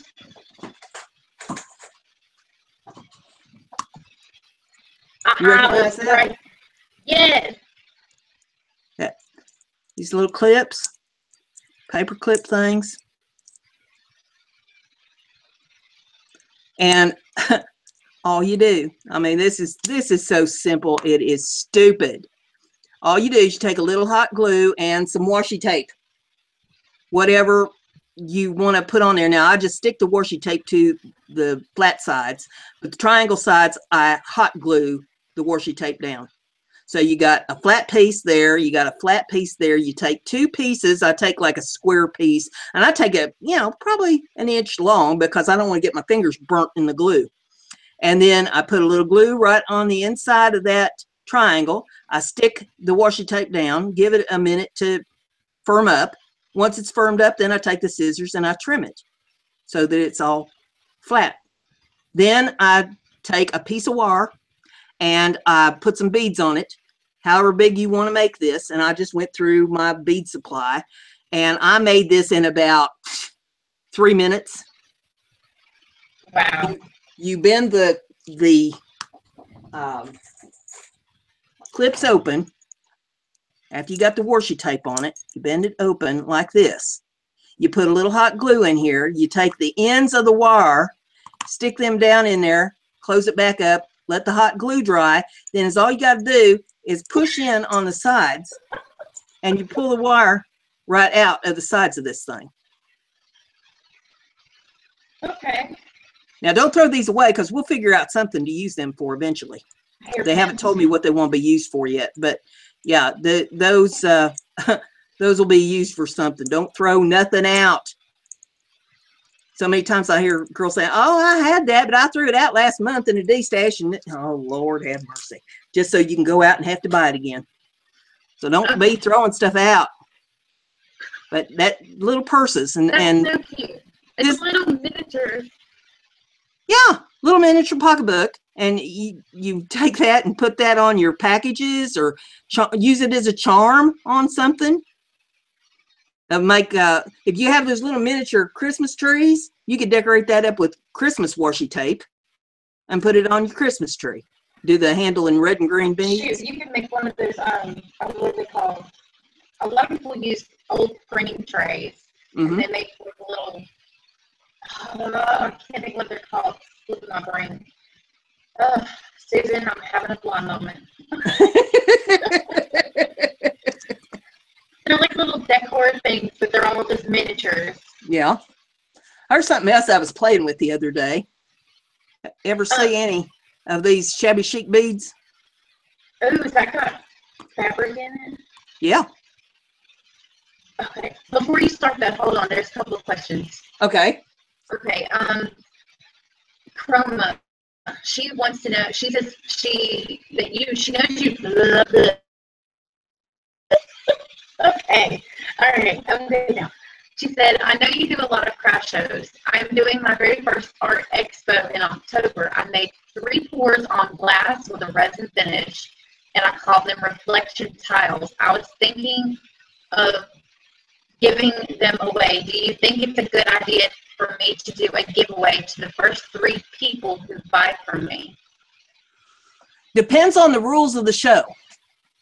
I would check with the people that are doing the show to see if they allow giveaways. Some shows will and some shows won't.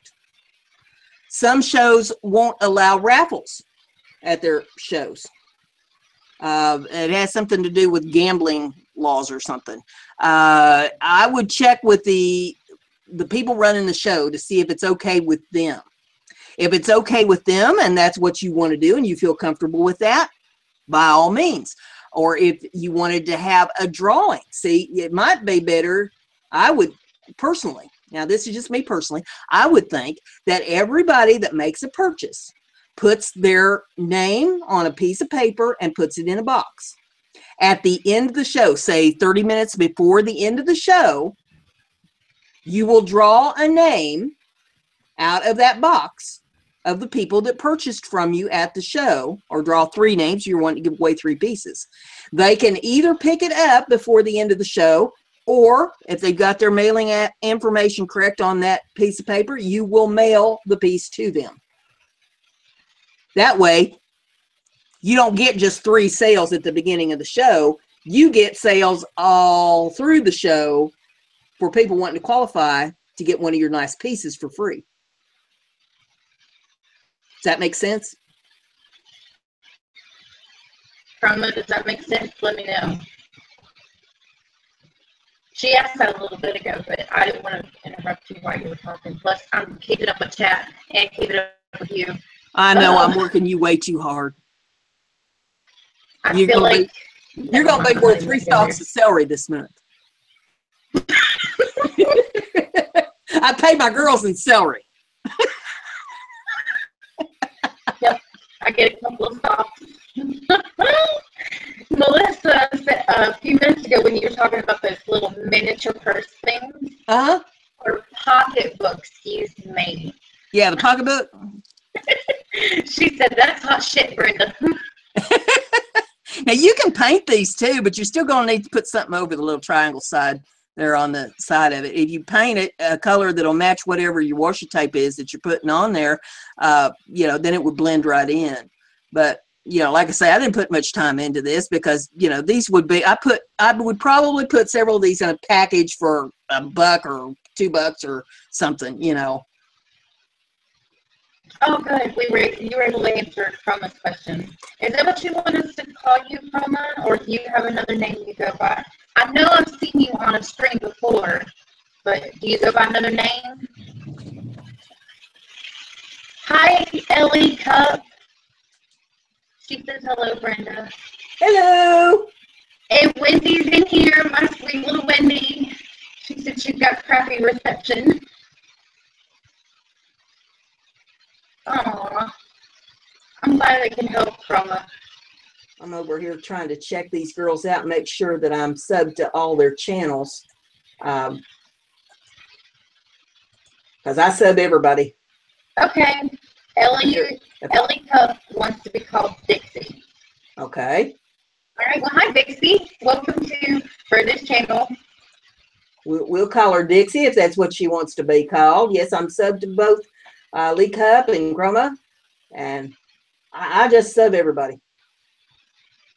Because I figure if I sub them, then they'll sub me, and, you know, we'll all help each other out.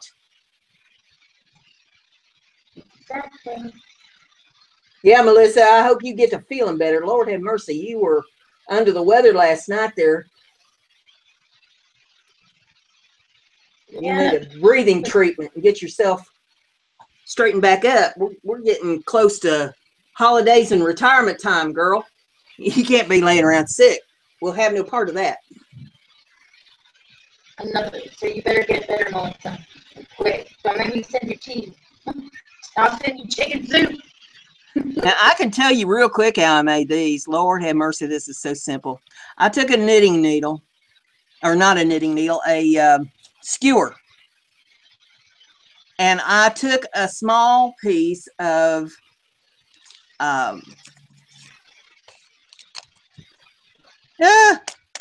magazine paper.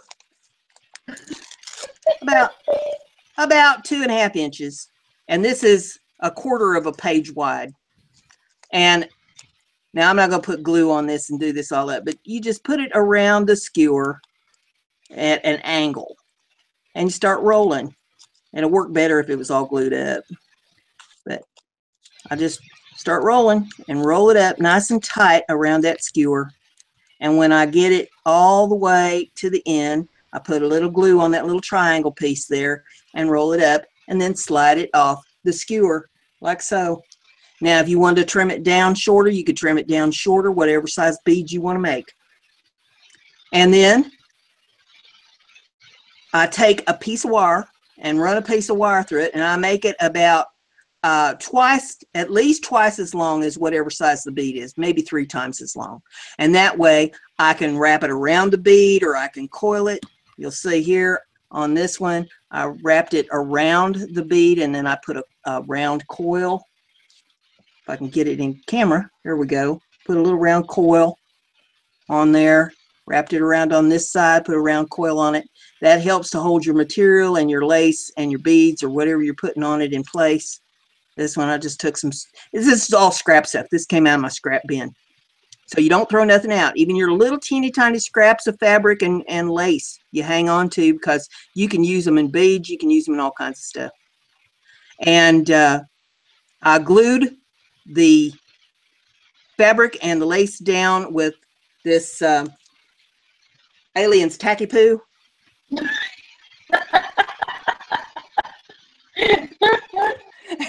And then I just took the beads and just tucked them underneath the wire. But I took the wire and wrapped it around. And then when I got it all wrapped around the very end of it, I coiled it in a circle.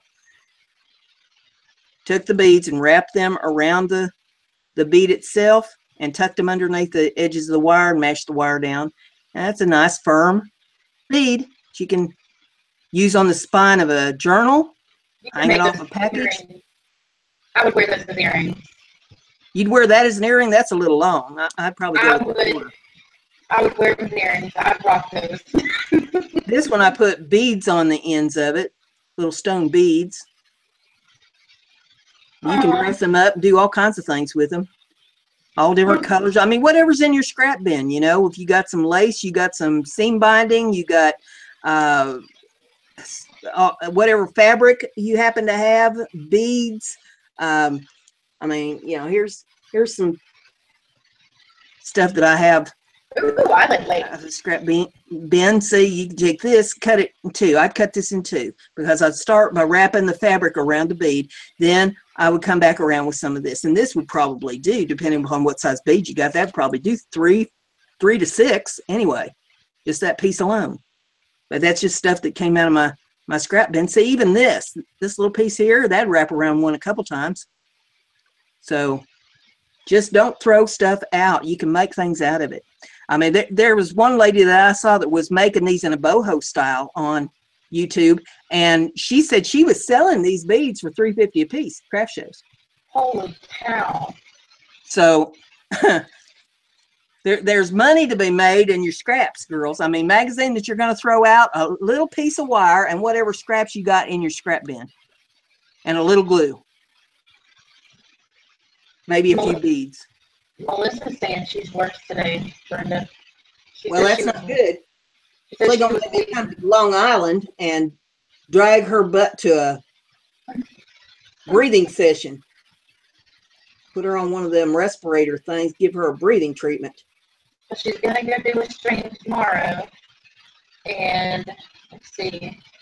She says she's making 2 wallpaper booklets for prizes. Oh, I swear, I don't think she ever slowed down. Well, if that turns into bronchitis, she'll slow down. I'll tell you what. I mean, I'm glad to hear that she's not smoking. I used to smoke years ago. I've been off cigarettes now for 9 years, I guess. And I went cold turkey. If I can do it, anybody can do it. But the trick is you have to want to do it. Now, I'm going to give anybody out there that's smoking a reason to want to quit. Last Wednesday, I lost a friend of mine, girl I went to school with. I was better friends with her older sister than I was her, but, you know, over the last few years, me and her become fairly tight. And I lost her last Wednesday. The whole world lost her to lung cancer. She left behind a husband, her kids, and her grandkids. Is smoking that important to you that you're willing to risk your life and put your family through that? That you want to keep smoking? Good, Melissa. That's good. She says she quit in 1987. That's good. I quit over 3 years ago, and I'm so glad I did. So, I mean, it's a matter, I truly believe it's a matter of you wanting to quit. And if there is no other reason in this world for you to want to quit than to think about the family that you're leaving behind, that you're not going to get to see any more grandkids. You're not going to get to see your grandbabies grow up. your spouse is going to be sitting there without their mate. If that is not reason enough, if you are so hell-bent to destroy yourself that you're going to light another cigarette, well, I guess that says a lot about you.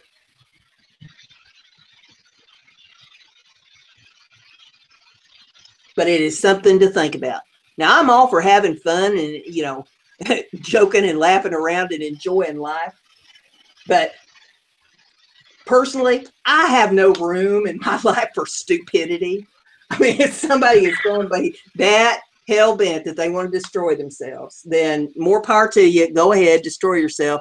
I think it's really a shame that people are tied to you that are going to suffer because of your bad decisions. But, you know, that that right there, I think, is a reason to quit.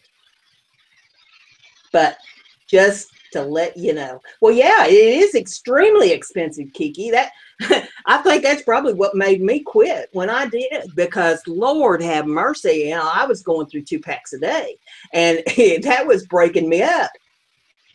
Man. Think of how much craft supplies that is. Exactly. I mean, I quit smoking. I paid off a vehicle, bought myself a house. There you go. You know, you can buy a lot of stuff with the money that you're burning. Oh, take a look at the chat, Brenda. Yep. Speak volumes. Yep, Melanie, I feel you. And thank you, ladies. Thank you, ladies. Yeah, well, I'm not trying to preach to anybody. I'm just trying to show people that their stupidity hurts more than themselves. If you're the only person that you're hurting by doing that, then, hey, go ahead, destroy yourself if you're that hell-bent to do it. But when there's other people involved, you got little kids involved here. You got young adults that still needed their mama around. You got a spouse. I mean, Lord, she and her husband had been married since they was kids, so they was married 35, 40 years. Oh my goodness. Yeah. Yep, spend your money on your crafts now, Fiona. That's right. That's right. Spend it on the crafts. I'd rather spend it on crafts than spend it on cigarettes, honestly. Now, I don't know if I showed this earlier. This is a 1.5 inch punch. This is what I used. Well, this is one of them that I used for punching out these ornaments. This is a scalloped. I've got a round one too. I found a round one first, so most of those are made with a round one. But 1.5 inch punch is what I used to make these, because I thought that made just the perfect size, you know. Just Good night, Edna. Have sweet dreams and a pleasant evening. yes, I'm glad that you could join us, Edna. That was great for you to be in there. We had quite a few ladies in here this evening. We still got 18, I think. Great to have you girls in here. And next time we have a live stream, let me know if you got to go to Tuesday morning yet.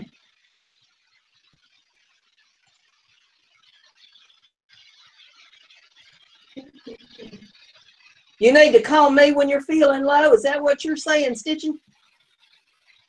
Her name's Lola.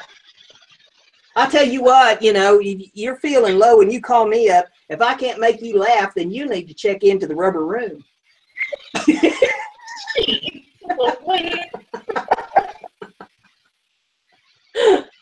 I'll get you laughing one way or another.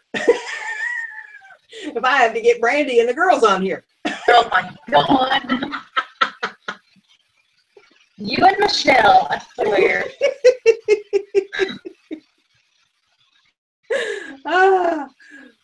Well, now this one I got at Michael's. I mean, you can get them online. You can get them at Michael's. I just happened to be at Michael's. As it turned out, I basically got this one and a bunch of other stuff for free because I used Michael's coupons and stuff. But, you know, I think these were like $10 at Michael's. I worked at Michael's, and I would not shop there if I didn't have my coupons. Well, I'll tell you, I'd never been in Michael's until the other day when I went over there, and I was really disappointed. I'm so sorry, Brenda. I expected it to be a lot bigger. I expect there to be a whole lot more selection of products. Their jewelry section was almost non-existent and overpriced. So I was very disappointed in Michael's. I didn't make it over to Joann's. Oh, you love Hobby Lobby. You got over there. Oh, I do. I haven't been in Hobby Lobby. I got to really limit myself on going to Hobby Lobby because I tend to go hog wild and pig crazy. I go in there. But I've not been in the Joann's in Muncie. I've been in the Joann's over in Dayton a lot, but and in Richmond, Indiana. But I haven't been to the one in Muncie. And it'll be interesting to see what kind of a selection that they've got in there. But I've always enjoyed Joann's. But I just thought the other day, well, I'll just go to Michael's and I'll pick up a few things that I need. And I wasn't impressed. I thought I would be impressed when I went in there, and I wasn't. It's okay for, you know, overpriced stuff. If it hadn't been for the coupons, I would have turned around and gone on back out the door. Shoot, when I was working there, we used to get 30% off, and I don't care who's watching or listening, and you know, owns Michael's at this point. When I worked there, we got 30% for our employee discount, and it was still expensive half the time. Yeah, so yeah. When I saw the price on these bales, oh Lord have mercy. I mean, 3 of them in there for $3.59. Seriously? Yep. Sorry, y'all, I'm not ignoring you. They're asking about the punches. There's a couple of questions for those. Okay. Let's see. Chroma is wondering, where do you, you answered that one. Do you think it would work for acrylic skins as far as that punch? Do you think it would go, that punch would work for cereal box material?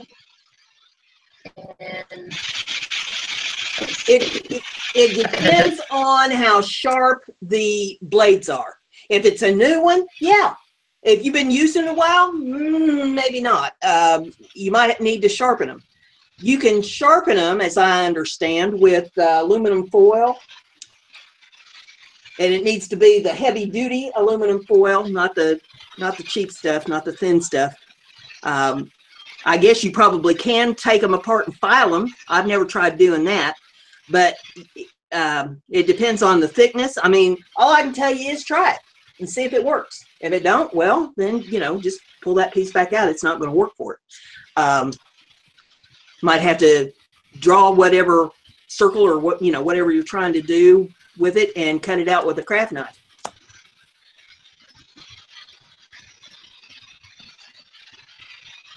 Oh, we're talking about French doors. Well, I'll tell you what, Brandy, I think, you know, we've been on here now for 2 hours. I think that, you know, we've probably talked ourselves about silly. So I think I'm going to shut her down for tonight and thank all these ladies for coming in. And please, ladies, you know, talk the channel up. I'm trying to teach. It's hard to teach, you know, if people don't know about the channel. So talk the channel up and try to get subs to it, get people to come in, watch my shows. And, you know, I always welcome anybody that's got any ideas on how to build subs up to the channel. I feel like I'm pretty much exhausting everything I know to do to try to get people subbed up to it, but it's going to take word of mouth, I think. You all need to, you know, share the video, like the video, and let's help get people signed up here, and we'll do some nice giveaways if y'all help me out. So with that, I think I'm going to go ahead and shut it down for this evening and thank everybody. Brandy, you want to say good night to them? Good night, everybody. Remember, Brenda's crafty. Be like Brenda.